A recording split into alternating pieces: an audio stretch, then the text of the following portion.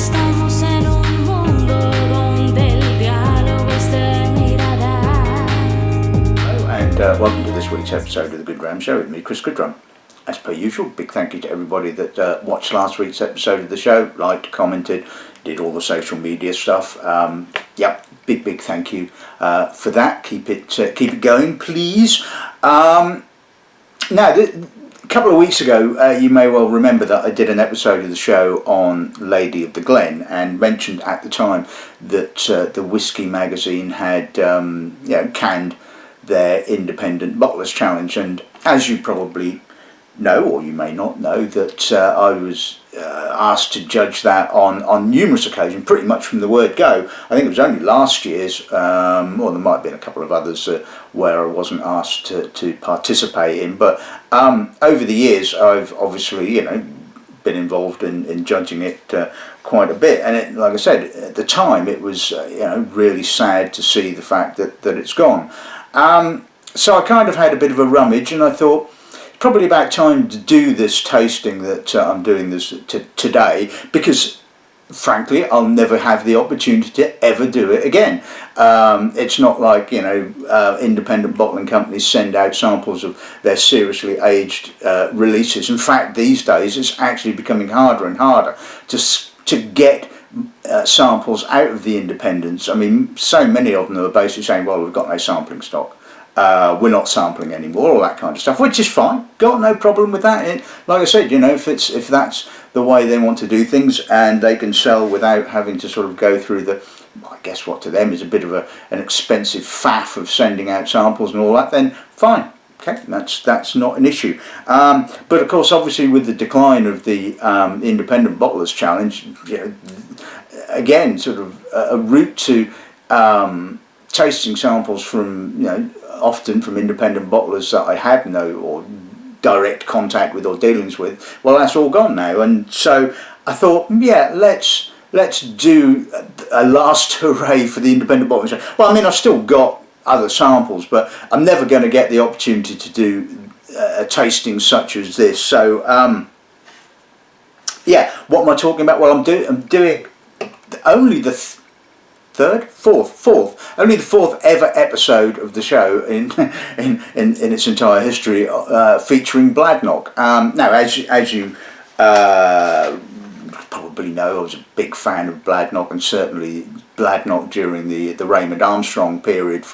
Although he bought the distillery in 1994, it wasn't really until 9 years later when he started releasing stuff, which is when obviously I had a relationship with the distillery, for want of a better words, and I've tasted over the years a fair amount of Bladnoch, so I think I can safely say that there was, I think, for every truly stunning bottling, and I've got one, or I've actually got for every stunning bottling there was something that was equally not as quite stunning, and I think I have the ideal.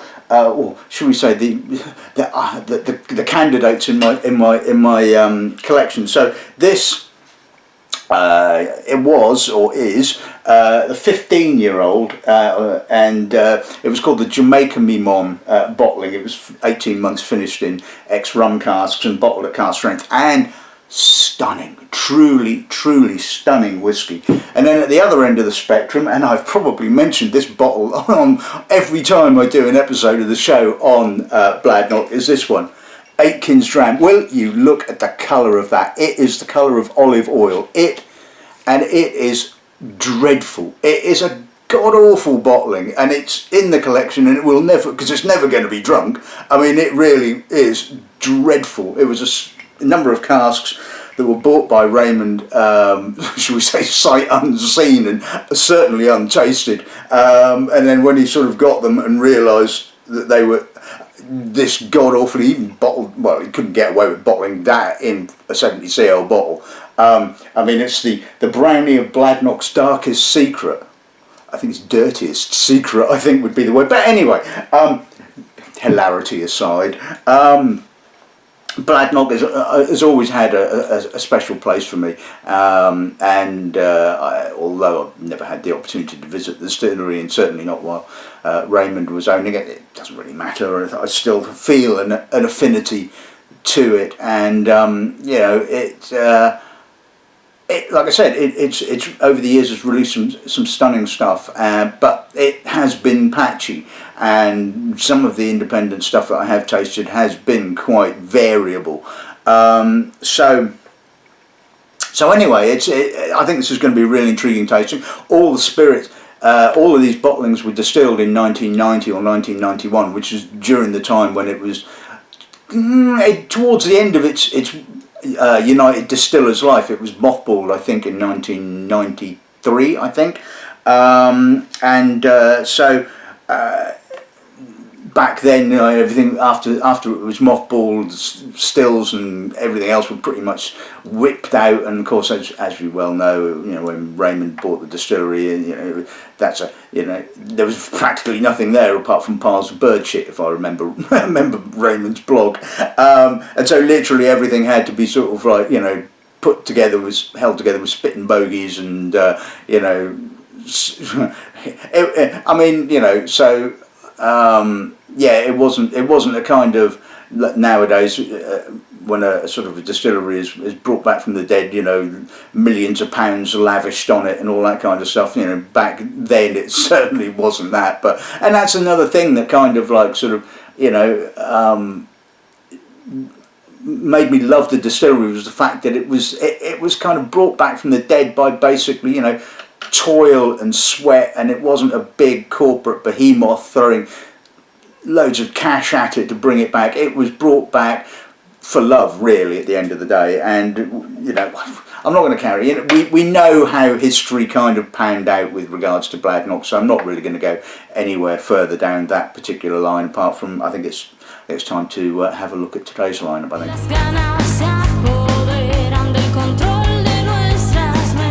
Okay, so we're going to kick off with a Whiskies of Scotland 26-year-old. So Whiskies of Scotland is the sort of range, I guess, produced by Single Malts Direct. Couldn't find an actual picture of the bottle, so I've had to just use a generic bottle or shot of theirs. So this was distilled in 1991, bottled in 2017, obviously tasted for the 2000, but all of these come from the 2017 and 2018 Independent Bottlers Challenge. So bottled, like I said, in 2017 at 47.1%. So interesting one to start with.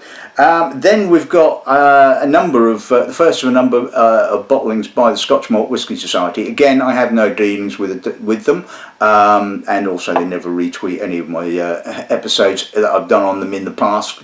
So anyway, this is a 26-year-old.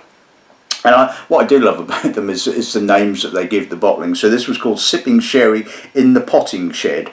So that brings to mind an interesting array of aromas and flavours, doesn't it? So this was bottle cask 50.92. Obviously, as you know, with the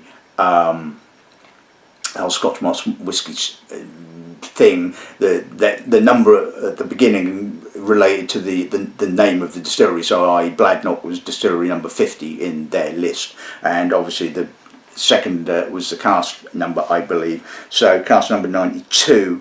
Bottled, so distilled in January of 1990, bottled in 2017. It's a first fill charred ex-red wine hoggy.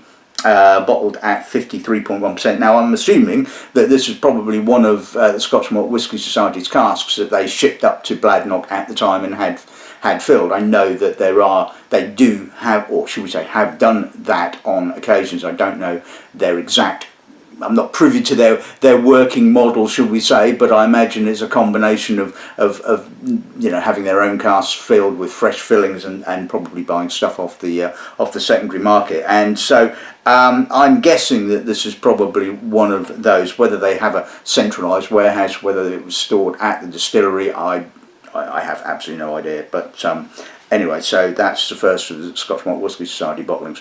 Then we're going to move on to a Duncan Taylor Octave bottling.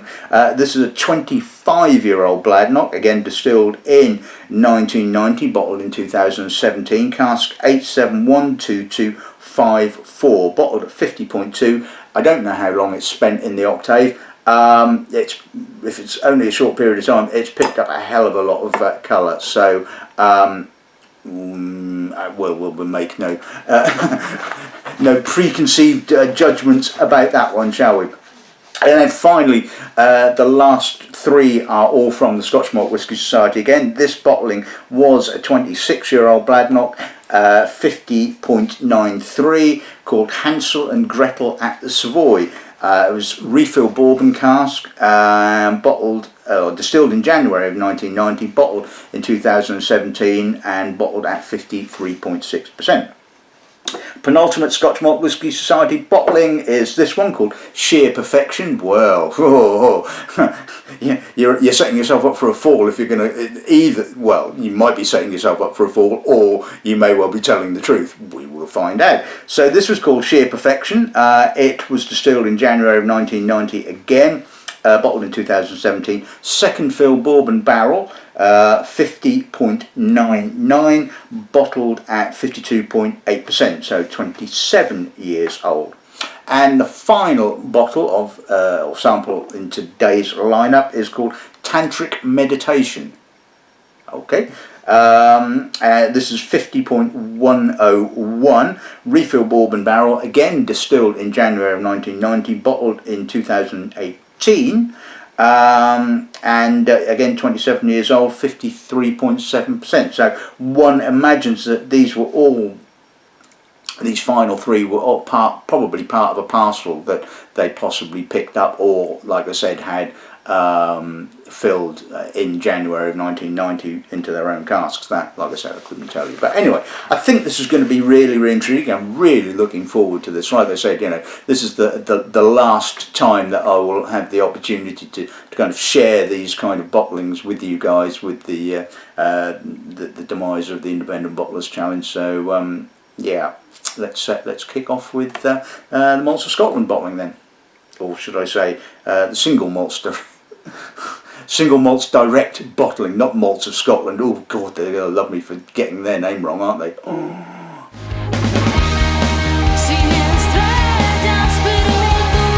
Right, okay, so got the name wrong, and I better say nice things about their whiskey now. Okay, so let's see what the nose gives us then, shall we? That's a chunky, oaky nose. Now the thing is with old whiskies is that you often run into issues with them. I mean, people say old, still they say old equals good, doesn't it? And I'm saying, well, no, it doesn't. Old just means old, and it's fraught with pitfalls. You could end up having sort of too much evaporation and end up with too much oak character. You can end up with leakage and no oak character and high ABV, and it's probably more fraught than younger spirit, and hence why I would never buy a sort of an old bottling on spec without having nosed it or at least tasted it. Anyway, it's just very oaky. I mean, I get the impression either this has been refreshed in more active bourbon cask, or it's evaporated to the extent where it really has just kind of picked up too much oak, possibly, because there's not a lot of anything else. There's a bit of spirit in the background. There's a bit of oxidized fruit. But there's really no complexity here whatsoever apart from just oak. Anyway, let's see what the pal's like.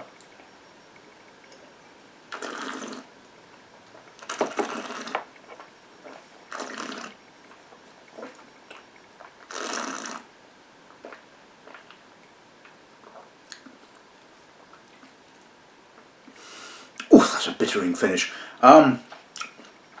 Yeah, again, the oak has just kind of really overwhelmed everything. It does feel like it's possibly been refreshed, but it's always a difficult one to call. I just wouldn't have expected quite so much oak, or obvious oak, at this kind of age. Then again, I could be wrong. I mean, like I said, you can have quite a lot of evaporation, which would then give you more surface area of wood to spirit. I mean, yes, there's some oxidation notes, there's some dried fruit, there's some lovely age there, but again, it's really not particularly complex, and it's all centred upon the oak. That oak does taste. It's not like it's sort of obvious new. It's like it's not been obviously. It doesn't come across like it's been put into a brand new first fill cask if it has been rejuvenated, but it certainly just is too much oak, not enough spirit, and yeah, okay.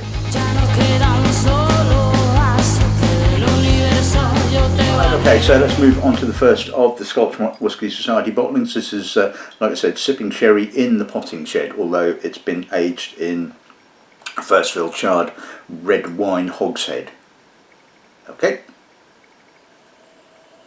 Well, you can see why they said sipping sherry. It does have a very sherry character, and I certainly remember when I tasted this blind, I wouldn't have put it down as a red wine cask. It's got that almost sort of old Armagnac-y kind of character. There's a little bit of barley, some citrus, quite herbal. I mean, I can get red fruits as well, but that really does seem very, very much like a sherry cask. There's a touch of cold tea as well coming through now. I mean, it's pleasantly mature. I'm not getting a great deal of distillery character. It's again all about the oak, but the oak feels natural is the wrong word, but it feels like it's obviously been aged in this cask for the length of time that it says it has been, if you see what I mean.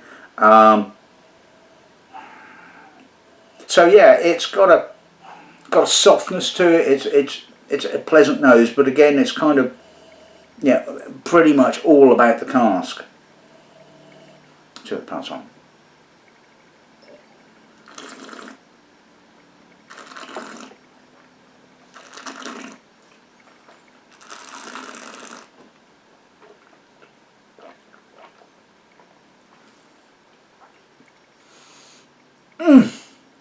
I can feel the moisture being sucked out of my mouth by the tannins. I mean, there is a lot of tannins there.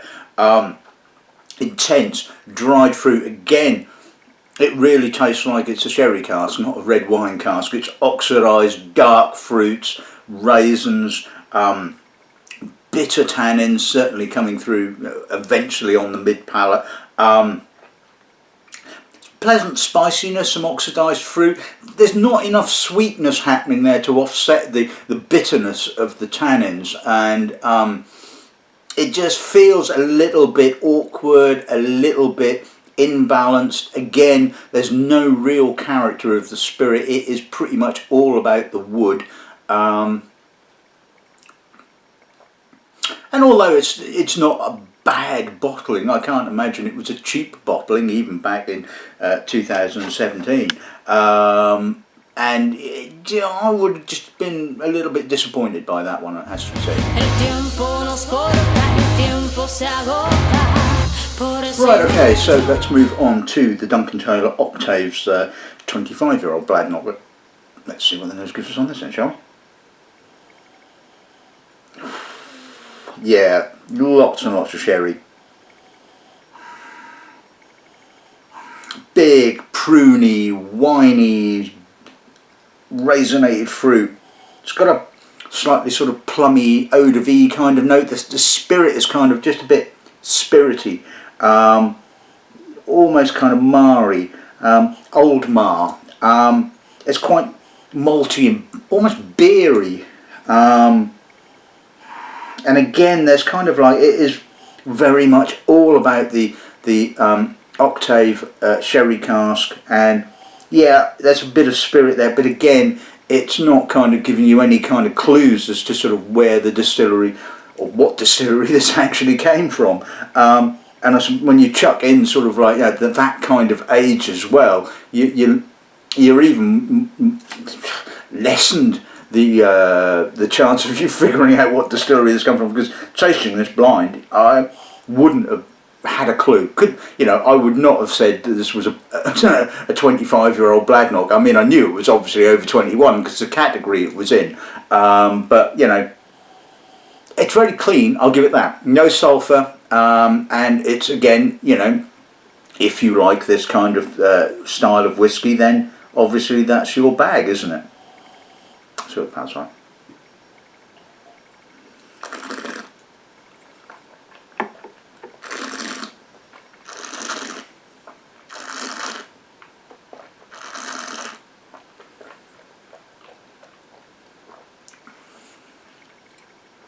That's a lovely length. Softer, smoother, not quite as rough.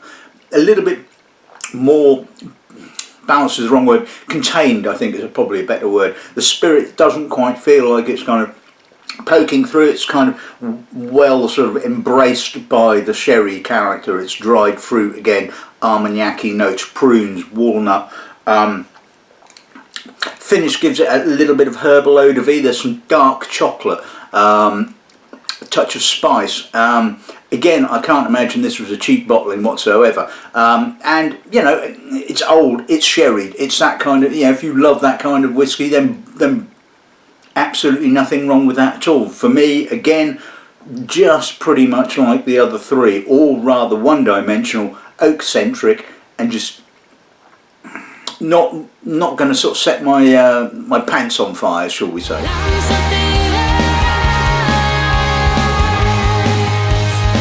Right, okay, so let's move on to the second of the Scotch Malt Whisky Society bottlings. This is the 26-year-old Hansel and Gretel at the Savoy. Don't quite know what they're getting at with this one, but you know, let's have a look. That is a lovely nose. Delicate but full, aromatic, fragrant, barleyed, macerated apricot, orange. Beautiful, dusty, old American oak, touch of toffee. Oh, no, that is setting my pants on fire, it has to be said. I mean, that is truly, truly stunning. And again, it just keeps coming back to what I've said, you know, stick it in a refilled American oak hoggy or barrel or whatever, leave it alone, and, you know, you just get this. Stop mucking about with stuff, you know. Sometimes I think that, you know, that independent bottling companies just want to be a bit too different. They want all these interesting things on their list, and sometimes the simplest things work the best, you know. American oak, give it time, and you end up with something that is just stunningly divine, you know. And it has to be said, this is a stunning nose. Now, I can't remember if it was this bottle. I did have a look, and I did see that a couple of these, I can't remember which ones of these last three were actually had gone up, through on auction, 180, 200 quid, you know. Yeah, okay, and you know, I suppose if you paid 180 quid for this, then I don't think you'd be too upset about it. It really is a stunning, mature, wonderfully fragrant, old lowland nose. Absolutely gorgeous. Let's see what it passes on.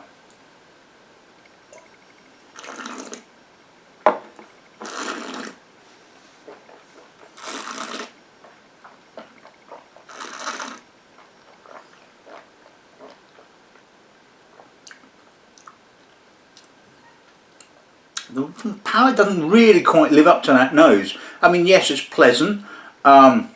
Barley, again, lovely maturity, a little bit of spice, a little bit of oak, but I don't know, it just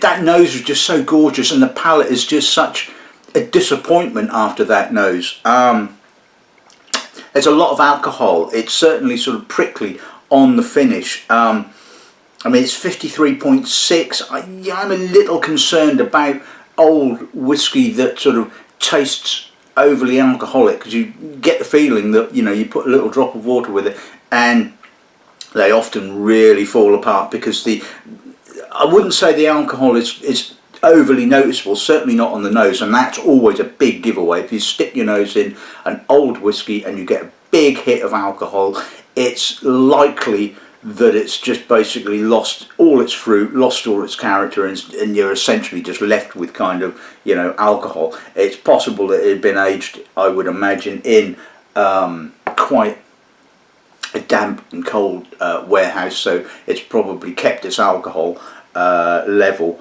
or well, no, actually it's the other way around, isn't it?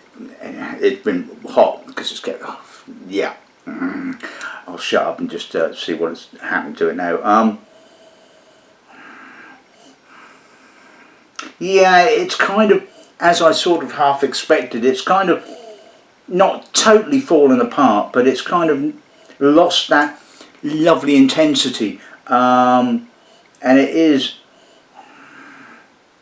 yeah, it's kind of just not really that interesting. It's a bit vague now, a little bit watery, and that just really has a tendency to happen. It's because the fruit, the alcohol is kind of not gone, it hasn't matured off, it hasn't dropped off far enough, and it just sticks out.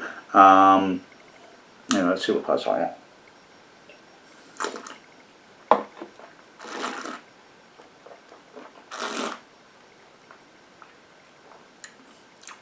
Sugar water. A lot of old whiskies often have a tendency to do that. Stick the water, little drop of water with it, and they become sugary, a bit vague. It's not horrible. It's just not kind of, the nose was kind of leading me to think that this was, you know, the dog's dewberries, shall we say, and the palate unfortunately really didn't live up to that at all. And so overall you just kind of feel like let down, disappointed by it. Oh, right, time for a bit of sheer perfection. Well, have they set themselves up for a fall with this, or is it sheer perfection? Let's have a look. Again, that's a gorgeous nose. It's quite different to the previous bottling. It's not so. It's a little darker, a little more maltier. Bladnoch actually could be. I mean, it's again, you know, I remember some older bottlings of Bladnoch that came across as kind of classic,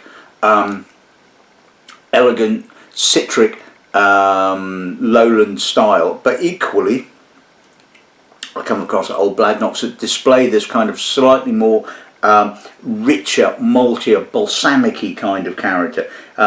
I'm guessing this is probably more to do with the sort of oxidation characteristics. Touch of treacle, rose petal, vanilla.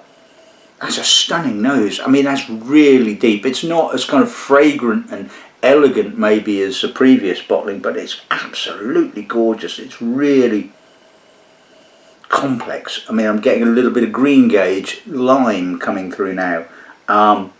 I really hope that the palate, it lives up to this nose, because again, this is a beautiful nose. Anyway, let's see what the palate gives us then, shall we?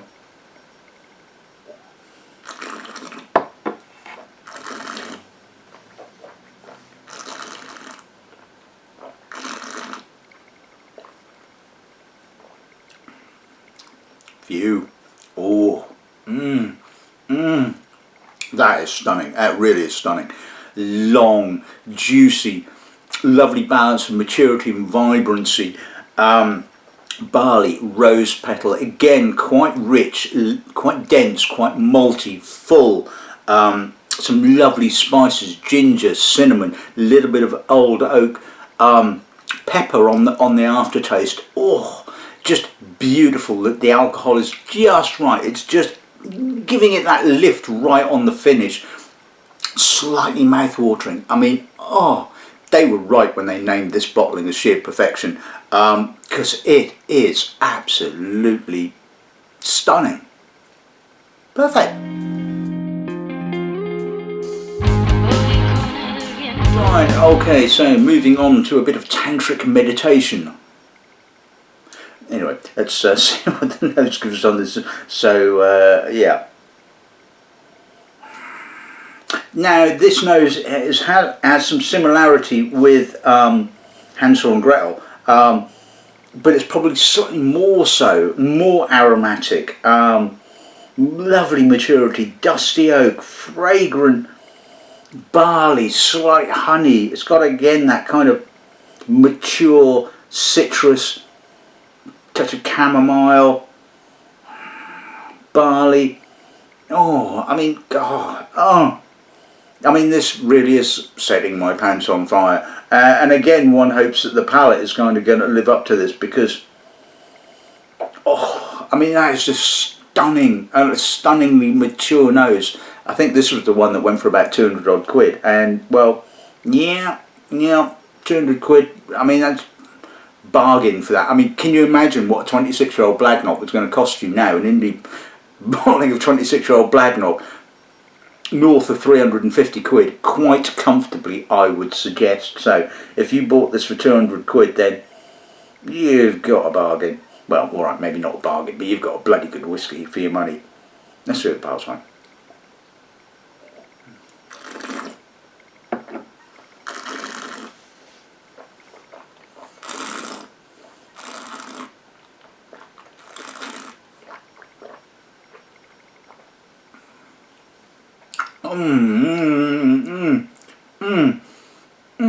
You can quote me on that. That's stunning.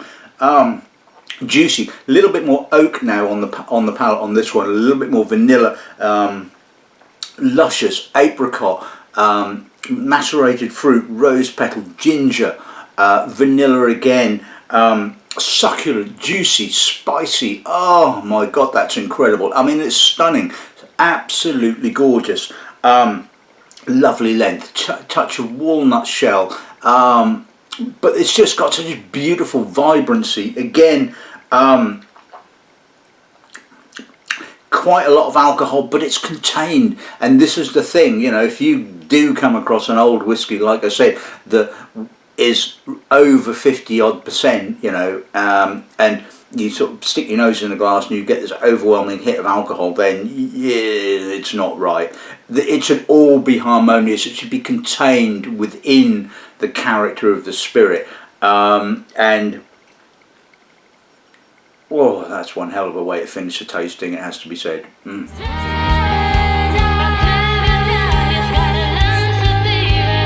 Right, okay, so let's sum today's episode of the show. I think this illustrates the whole point of buyer beware when it comes to old spirits. They are such a minefield, and you know, on the one hand some of them can be absolutely stunning, and on the other hand they can just be old and shagged basically, and you'll never know, because you know, you go to your whiskey shop, chances are that the person sort of selling it to you has probably never tasted it, because the bottling company has never sent out a sample. They've just bought it because it's old and interesting, and all they can go on is basically what the bottler has told them, and either they're kind of, you know, bigging it up, or they're kind of you know. But anyway, let's talk about today's samples. So the single malts direct bottling, yeah, okay,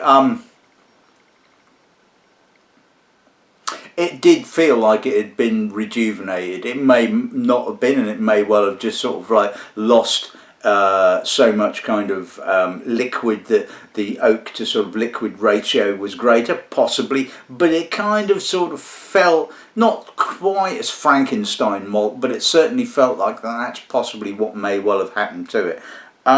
The first of the Scotch Malt Whisky Society bottlings, yeah, okay, just sort of cask overload really. I mean, it was just, you know, you've taken a sort of fair, well, I mean, like I said, I mean, Bladnoch had, from that period, could be quite elegant and delicate, and could be, as we found out, quite sort of dense and malty. So okay, they've taken a punt. Yeah, it would sort of work in a sort of, you know, an red wine cask, and it's kind of been swamped by the cask, it has to be said.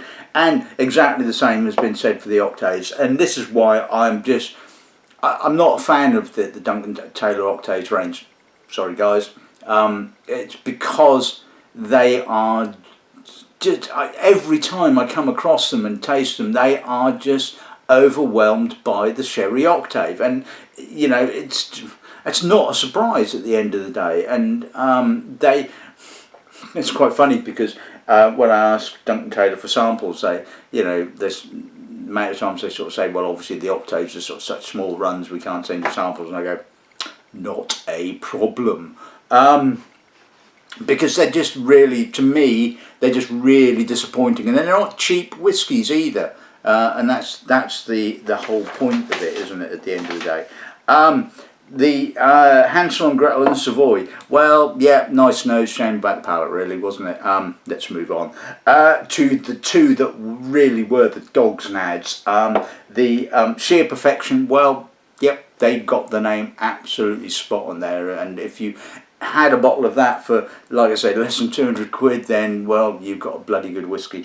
And the Tantric Meditation, well, yeah, I can see what they're going at with that. I mean, that really was, again, a really stunning old Bladnoch. And this tasting just perfectly encapsulates Bladnoch, some real stunning hits and some real misses, it has to be said. But then again, the point being is that the misses were not necessarily about the quality of the spirit. There were other reasons why the bottlings that weren't quite so great, and it was just lack of balance, too much oak, that kind of thing.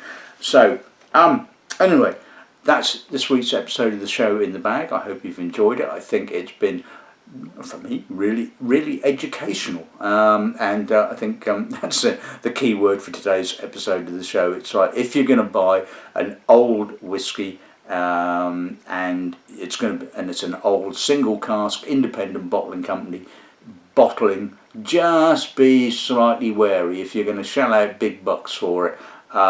Make sure that whoever you're buying it for has tasted it, and knows what it's all about at the end of the day, because you can either have sheer perfection or you can have sheer disappointment. Oh, good name for an episode of the show there, isn't it? Anyway, so like I said, that's this week's episode of the show in the bag. I hope you've enjoyed it. No idea what I'm going to be doing next week, probably insulting somebody else, one imagines.